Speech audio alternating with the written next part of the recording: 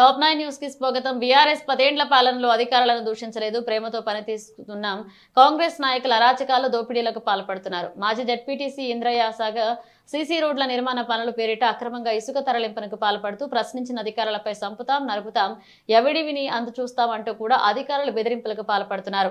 ఇదెక్కడి న్యాయం? ఇంత అన్యాయంగా ప్రజాపాలన కొనసాగితే లేదా అని ప్రశ్నించారు.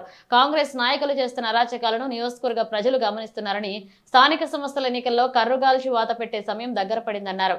మండలంలోని పెద్దవాగులో ఇసుక అక్రమ రవాణాను అడ్డుకోవాల్సిన అధికారులు కాంగ్రెస్ నేతలకు పరోక్షంగా సహకరిస్తున్నారని మండల టీఆర్ఎస్ పార్టీ అధ్యక్షులు లక్ష్మీ నరసింహ ఆరోపించారు.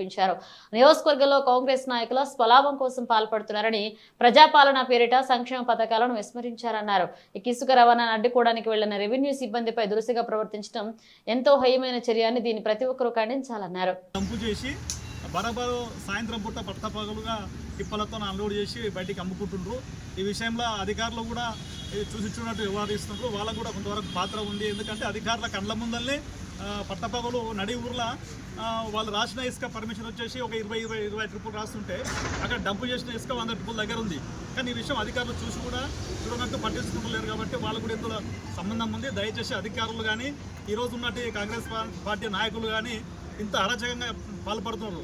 ఎవరికైనా కాన్స్టిట్యుయెన్సీలు అనేది ఈ అరాచకం చాలా ఎక్కువైంది. దయచేసి ప్రజలకు సంబంధించినటువంటి ఆస్తులు కానీ ఈ యొక్క ప్రజలకు సంబంధించినటువంటి ఇసుక కానీ ఈరోజు దేవరకర కాన్స్టిట్యుయెన్సీలో ఎక్కడ ఓవులో కూడా లేకుండా ఒక ఎడారి భూమిలాగా తయారైంది. కాబట్టి అధికారులకు కానీ రాజకీయ నాయకులకు కానీ ఒకటే హెచ్చరిస్తున్నాం. బీఆర్ఎస్ పార్టీకి వెళ్ళి దయచేసి ఎట్టి పరిస్థితుల ఇలాంటి అక్రమాలని అడ్డుకుంటాం.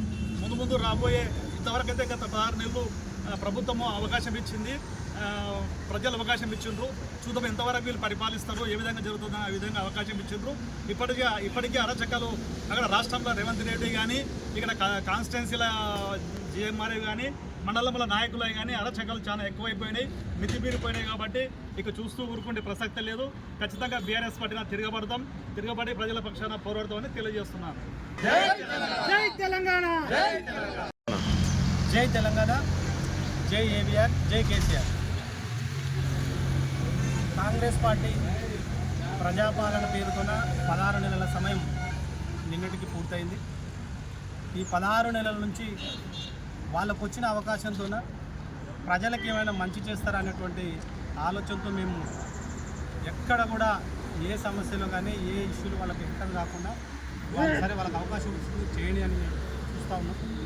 అయితే వాళ్ళు ఈ మధ్యలో ఈ 2-3 నెలల నుంచి పూర్తిగా అధికారులను అడ్డం పెట్టుకొని, అధికారులను పూర్తిగా పార్టీ ఏజెంట్లుగా తయారు చేసుకొని,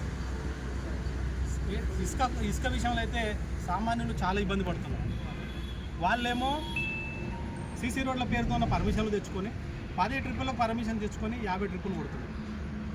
50 ఎందుకు కొడుతున్నాం అని సరే అడగడానికి వచ్చిన అధికారుల మీద నేను చంపేస్తాం, నరికేస్తాం అనేటువంటి మాట మాట్లాడుతున్నారు. అంటే ఎక్కడ పోతుంది ప్రజాపాలన అనేటువంటిది? ఇదేనా? అంటే అధికారులు ప్రశ్నించే అధికారులు కానీ ప్రశ్నించే ప్రజలు కానీ ఉంటే చంపేస్తారా? వాళ్ళ మీద దాడులు చేస్తారా? అంటే మీకు ఇచ్చిన అవకాశానికి ఎవరు అడ్డం రాకూడదా? మీకు ఇష్టమైన రీతిలో ఇంత దౌర్జన్యంగా ప్రభుత్వాన్ని పాలిస్తారా? ప్రజలు గమనిస్తూ ఉన్నారు.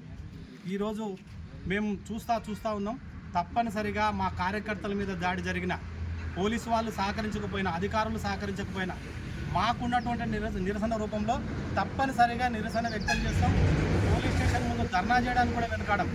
ఎందుకంటే ఇప్పుడు ఉన్నటువంటి ఎస్ఐ గారు దయచేసి చెప్తున్నాం, మీరు ఉద్యోగస్తులు, ప్రభుత్వాలు వస్తుంటాయి పోతుంటాయి, వచ్చిన వాళ్ళకి వాళ్ళ గౌరవం ఇవ్వండి, వచ్చిన వాళ్ళను వాళ్ళకు హోదా తగ్గట్టు గౌరవం ఇవ్వండి, వాళ్ళ సమస్య వినండి, మీ పరిధిలో ఎంత అవకాశం ఉంటే అంత సాయం చేయండి తప్ప అవమానపరిచి రాగానే నువ్వు ఏ పార్టీ అని అడిగి, కాంగ్రెస్ పార్టీ అయితే ఒకలాగా, ప్రతిపక్ష పార్టీలు అయితే ఒకలాగా, ఇది మంచిది కాదు. మేము కూడా ఆల వెంకటేశ్వర రెడ్డి గారి నాయకత్వంలో 10 సంవత్సరాలు పనిచేసినాం. కానీ ఇట్లాంటి కక్షాపూరిత రాజకీయాలు మేము చేయలేదు. ఎదుటి వాళ్ళని హింసించేటువంటి, అవమానపరిచేటువంటి సంఘటనలు మేము చేయలేదు. ఏ అధికారిని దూషించలేదు. ప్రజల కోణంలో ప్రజలకు మంచి చేయాలి అని ప్రేమతో మాట్లాడి పని తీసుకున్నాం తప్ప ఎక్కడ కూడా దౌర్జన్యం చేయడం కానీ ఇట్లాంటివి మేము చేయలేదు. ఇప్పటికైనా మీరు పద్ధతి మార్చుకోండి, లేదంటే ప్రజలు తప్పకుండా రాబోయే 2-3 నెలల్లో ఎట్లాగో మీకు స్థానిక సంస్థలు వస్తున్నాయి, కర్రుగాసి వాత పెడతారు. ఈరోజు సామాన్యుడికి ఇసుక ఎంత దూరం అయిందో అందరికీ తెలుసు, ఎంత ఇబ్బంది పెడుతున్నారో అందరికీ తెలుసు. మీరు ఏది ఇసుక దాని పేరుతోన, సీసీ రోడ్ల పేరుతోన మీకేమో ఫ్రీగా వేయాలి కాంట్రాక్టర్లకు, పనిచేసే వాళ్ళకి.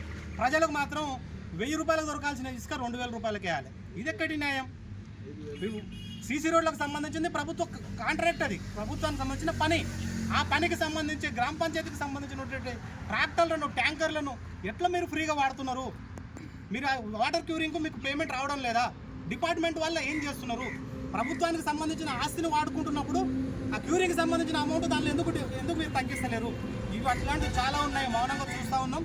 మీరు మా చేతగానితనం అనుకుంటే మాత్రం మీరే ఇబ్బందుల కావాల్సి వస్తుందని ఈ సందర్భంగా తెలియజేస్తున్నాం. నాయకత్వం